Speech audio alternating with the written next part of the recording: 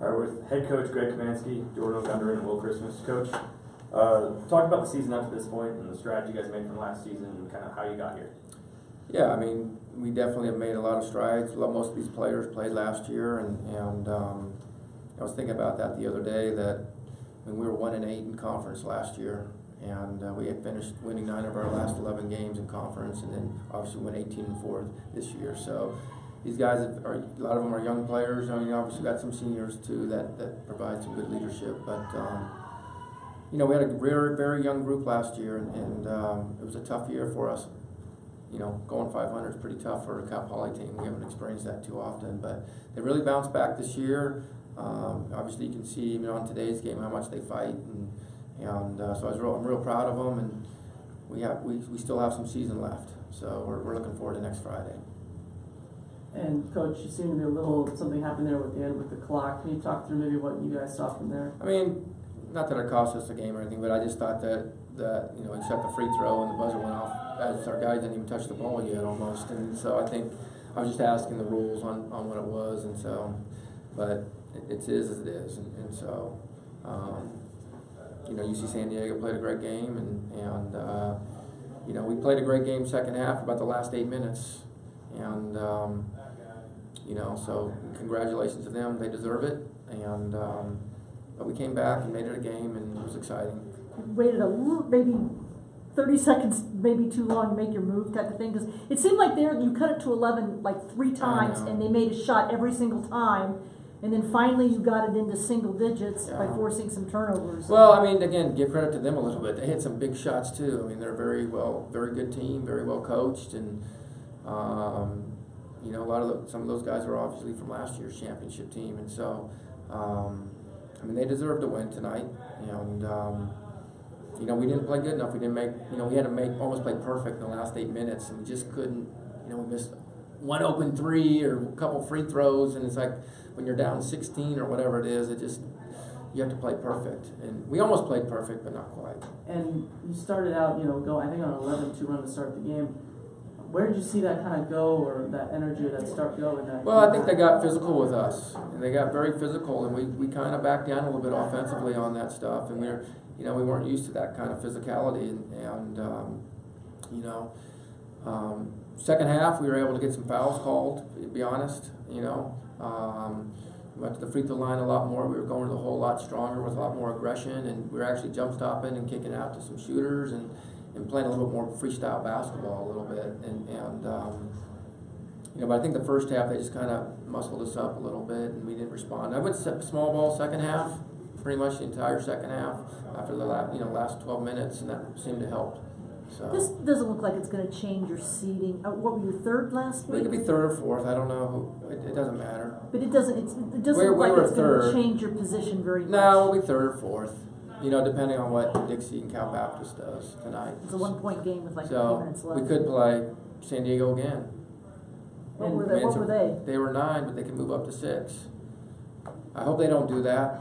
I mean, not that I'm not afraid of them, but it's just, I was talking to Coach over at UCSD. It's like, especially if only 2 teams get in. I mean, we'll see with Chico, but the national committee better figure that one out, or they'll hear from a veteran coach. Usually, nobody wants to see a conference team the first round. No, I mean, sport. And they've been saying they don't want to try to match up conference teams as much as possible, because it feels more of a national tournament than play another league team running in. So we'll see, but either way, it doesn't matter. We're leaving on a jet plane. There you go. On Wednesday. To the guys.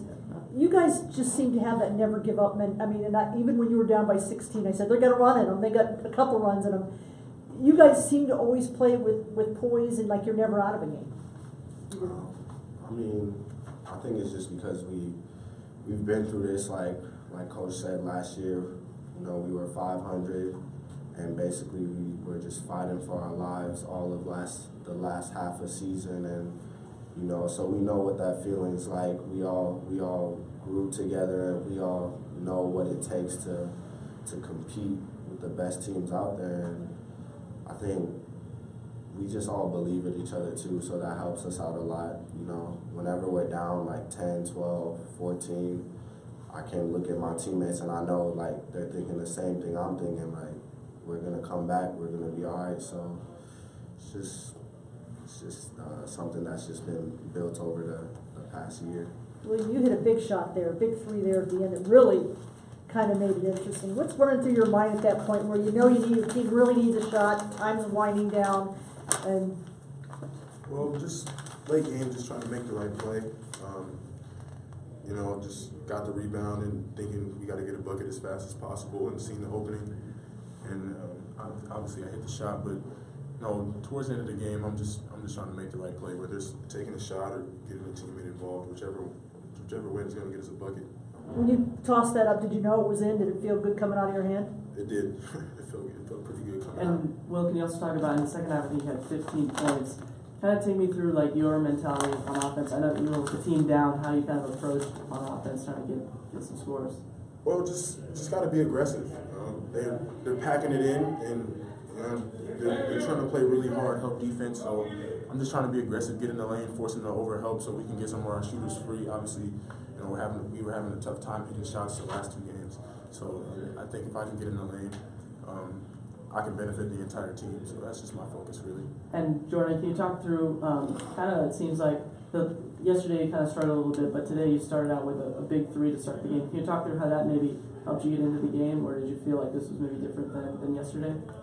I just go with the same approach every game. You know, whether I make shots or miss shots, I'm just trying to impact the game and just find ways to help my team get a win. And you know, I made a couple early shots, so I guess that was good. But you know, just gotta keep trying to get others involved and help us get wins. So.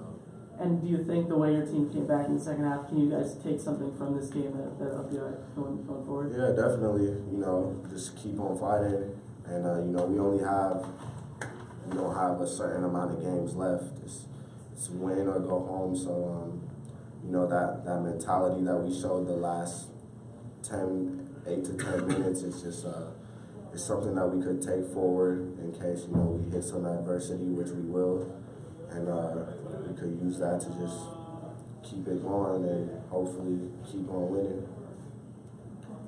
Thank you guys. Thank you.